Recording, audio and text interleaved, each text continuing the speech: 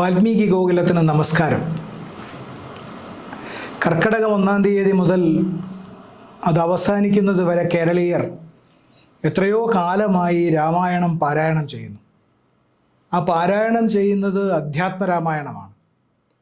അധ്യാത്മരാമായണം കിളിപ്പാട്ട് തുഞ്ചത്ത് രാമാനുജൻ എഴുത്തച്ഛൻ എഴുതിയത്.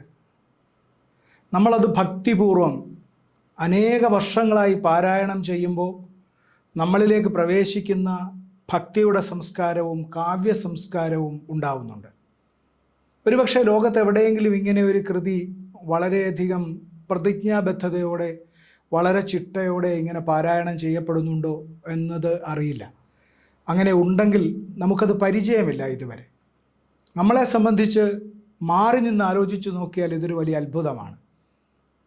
അതൊരു ഭക്തിപ്രസ്ഥാനത്തിൻ്റെ ഭാഗമായിട്ടുണ്ടായ കൃതി എന്ന നിലയിൽ മാത്രമല്ല, മലയാളത്തിൻ്റെ അസ്ഥിവാരമുറപ്പിച്ച ഏറ്റവും മഹത്തായിട്ടുള്ള കാവ്യകൃതി എന്നുകൂടി നമ്മൾ അതിനെ പറയണം. അതിനെയാണ് നമ്മൾ പാരായണം ചെയ്യുന്നത്.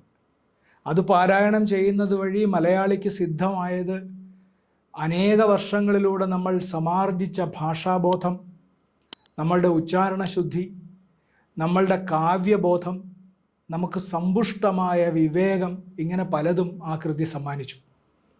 എഴുത്തച്ഛൻ ജീവിച്ചിരുന്ന കാലഘട്ടം നമ്മളെ സംബന്ധിച്ചിടത്തോളം നമ്മൾ ഇന്ന് മാറി നിന്ന് പരിശോധിക്കുമ്പോൾ അത് അങ്ങേയറ്റം കലുഷിതമായ ഒരു കാലമായിരുന്നു. കേരളം പല നാട്ടുരാജ്യങ്ങളായി വിഭജിക്കപ്പെട്ടിരിക്കുകയും ആ നാട്ടുരാജാക്കന്മാർക്ക് പകരം അവിടുത്തെ ഇടപ്രഭുക്കന്മാർ ആയുധ സംഭരണം നടത്തുകയും പടയാളികളെ സംഭരിക്കുകയും ചെയ്യുന്നൊരു കാലം.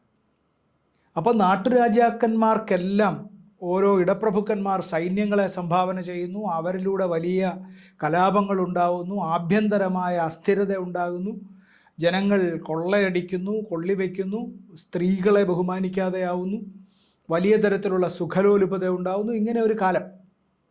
ഇത് ചരിത്രത്തിൻ്റെ വലിയ ദീർഘമായ ഒരു കാലവുമായി താരതമ്യപ്പെടുത്തിയാൽ നമ്മളിൽ നിന്ന് അധികം അകലെയല്ല എന്നുകൂടി നമ്മൾ കാണണം. ഈ കാലത്തിൽ നിന്നാണ് എഴുത്തച്ഛൻ എന്ന എഴുത്തുകാരൻ്റെ ഉദയം. അത് അദ്ദേഹത്തിൻ്റെ സഞ്ചാരത്തിൻ്റെ പരിണതഫലം കൂടിയാണ്. അദ്ദേഹത്തിൻ്റെ ജ്യേഷ്ഠൻ അദ്ദേഹത്തെ കേരളത്തിൽ നിന്ന് പുറത്തേക്ക് അയച്ചു എന്നാണ് ഐതിഹ്യം. അങ്ങനെ സഞ്ചരിച്ചു പോയി തമിഴ്നാട്ടിൽ, കർണാടകത്തിൽ, ആന്ധ്രാപ്രദേശിലൊക്കെ പോയിട്ട്, ഇതിനൊന്നും ഇന്ന് നമ്മൾ വിളിക്കുന്ന പേരുകളല്ല അന്നുള്ളത്. അവിടെ നിന്നെല്ലാം അദ്ദേഹം ഭാഷയുടെയും ജീവിതത്തിൻ്റെയും ഒക്കെ സംസ്കാരം ഉൾക്കൊണ്ട് തിരിച്ചു വരുമ്പോൾ അധ്യാത്മരാമായണമെന്ന സംസ്കൃതത്തിലുള്ള കൃതിയുടെ കൂടി സത്തയാണ് കൊണ്ടുപോരുന്നത്. അതാണ് പിന്നീട് പരിഭാഷപ്പെടുത്തുന്നത്. ഇതിനെക്കുറിച്ച് വളരെ രസകരമായ ഒരു ഐതിഹ്യമുണ്ട്. അമ്പലപ്പുഴ രാജാവിൻ്റെ കയ്യിൽ അധ്യാത്മരാമായണത്തിൻ്റെ ഒരു തെലുങ്ക് പതിപ്പ് കിട്ടിയത്രേ. ഈ തെലുങ്ക് പതിപ്പ് കിട്ടിയപ്പോൾ അത് വായിപ്പിക്കുന്നത് ആരെക്കൊണ്ടാവണം എന്ന് അദ്ദേഹം അമ്പരന്നു. അപ്പോൾ മേൽപ്പുത്തൂർ ഭട്ടതിരിയാണത്രേ ഉപദേശിച്ചത്, തുഞ്ചത്ത് എഴുത്തച്ഛന് ഈ ഭാഷ വശമുണ്ട്, തെലുഗു വശമുണ്ട്, അതുകൊണ്ട് അദ്ദേഹത്തെ വിളിച്ച് വായിപ്പിക്കണമെന്ന്. അങ്ങനെ തുഞ്ചത്ത് എഴുത്തച്ഛനെ അമ്പലപ്പുഴയ്ക്ക് വരുത്തിയെന്നും അവിടെ വച്ച് അദ്ദേഹം ഈ തെലുങ്ക് അധ്യാത്മരാമായണം വായിക്കുന്നതിനോടൊപ്പം അതിന് സമാന്തരമായി മലയാളം കൂടി എഴുതിപ്പോയി എന്നും ഒരു ഐതിഹ്യമുണ്ട്. പാടിപ്പോയി എന്ന് വേണം പറയാൻ. കാരണം കാവ്യം സുഗേയം കഥ രാഘവീയം എന്നാണ് പറയുക. കാവ്യം സുഗേയമാണ്, നന്നായി ആലപിക്കാവുന്നത്. അധ്യാത്മരാമായണത്തിൻ്റെയും അതിനോടനുബന്ധിച്ചോ അതിനു മുമ്പോ അതിന് ശേഷമോ വന്ന എല്ലാ കൃതികൾക്കും ബാധകമായിട്ടുള്ളൊരു വിശേഷണമാണത് സുഗേയം, നന്നായി ആലപിക്കാവുന്നത്. ആ തരത്തിൽ നന്നായി ആലപിക്കാവുന്ന ഒരു കൃതി എന്ന നിലയിൽ കൂടി അത് വളരെ പ്രസക്തമായി തീർന്നു. മലയാളികൾ അതിനെ അവരുടെ ജീവിതത്തിലേക്ക് സ്വീകരിക്കുകയും അവരുടെ ജീവിതത്തിൽ അതിനെ ഉൾക്കൊള്ളുകയും നമ്മളുടെ സംസ്കാരത്തിൻ്റെ സത്തയായി അതിനെ മനസ്സിലാക്കുകയും നമ്മളുടെ നിത്യജീവിതത്തിൻ്റെ ഭാഗമാക്കുകയും ചെയ്തു.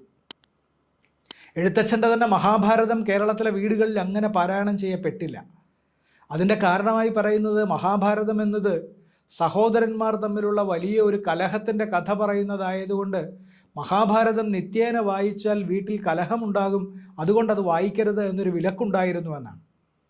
ആ വിലക്ക് എത്രമാത്രം പ്രസക്തമായിരുന്നു എന്ന് നമുക്കറിയില്ല. നമ്മൾ ഇതുപോലെയുള്ള ചിലപ്പോൾ നമുക്ക് പ്രത്യക്ഷത്തിൽ എന്ത് യുക്തിരഹിതം എന്ന് തോന്നുന്ന അനേകം വിശ്വാസങ്ങളിലാണ് നമ്മുടെ ജീവിതത്തെ നമ്മുടെ സമൂഹം ഉറപ്പിച്ചിരിക്കുന്നത്. അതിവിടെ മാത്രമല്ല കേട്ടോ, ലോകത്തെല്ലാ സ്ഥലത്തും ആ തരത്തിലൊരു വിശ്വാസം നിലവിലുണ്ടായിരിക്കെ അധ്യാത്മരാമായണം എല്ലാ സ്ഥലത്തും നിത്യപാരായണത്തിന് വിധേയമായി. അതങ്ങനെ നിരന്തരം നമ്മൾ പാരായണം ചെയ്യാൻ ആരംഭിച്ചു.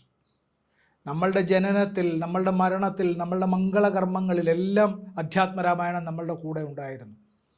ഭാവി ഫലം അറിയാൻ അധ്യാത്മരാമായണം പകുത്തു നോക്കി അതിൽ 7 വരിയും 7 അക്ഷരവും തള്ളിയിട്ട് നമ്മളുടെ ഭാവി ഫലം അറിയാൻ കൂടി ഇതുപയോഗിച്ചു. ഇത് നമ്മളുടെ ഭാവിയെ, നമ്മളുടെ ജീവിതത്തെ പ്രവചന സ്വഭാവത്തോടുകൂടി അടക്കം ചെയ്ത ഗ്രന്ഥമാണ് എന്നുകൂടി മലയാളി അതേക്കുറിച്ച് വിശ്വസിച്ചു. ആ തരത്തിൽ നമ്മളിപ്പോൾ നിത്യപാരായണത്തിന് വിധേയമാക്കുന്നു രാമായണത്തെ എല്ലാ കാലത്തും.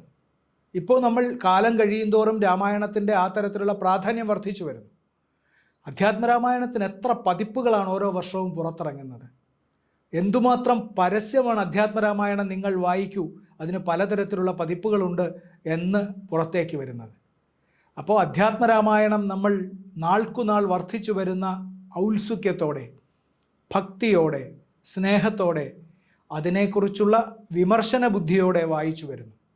രാമായണത്തിൻ്റെ വായന നമ്മളെ സംബന്ധിച്ചിടത്തോളം അത് ഇനിയും നമ്മളുടെ ജീവിതത്തിൻ്റെ, നമ്മളുടെ ബോധത്തിൻ്റെ ഉത്കർഷത്തിന് സഹായിക്കും എന്നതിനാൽ നമുക്ക് ഇനിയും വായിച്ചുകൊണ്ടേ ഇരിക്കാം.